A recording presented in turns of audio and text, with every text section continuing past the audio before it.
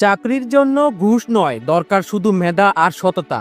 এই বার্তাকে বাস্তবে রূপ দিয়েছে নরসিংদী জেলা পুলিশ। মাত্র ১২০ টাকায় আবেদন করে শতভাগ স্বচ্ছ ও দুর্নীতিমুক্ত প্রক্রিয়ায় ট্রেনি রিক্রুট কনস্টেবল টিআরসি পদে নিয়োগ পেয়েছে অনেকে। আজ বৃহস্পতিবার ২৯শে মে নরসিংদী জেলা পুলিশ লাইনে প্রাথমিকভাবে নির্বাচিতদের ফলাফল ঘোষণা করেন পুলিশ সুপার মোহাম্মদ আব্দুল হান্নান। এরপর নতুনদের হাতে ফুল ও মিষ্টি তুলে দেন তিনি।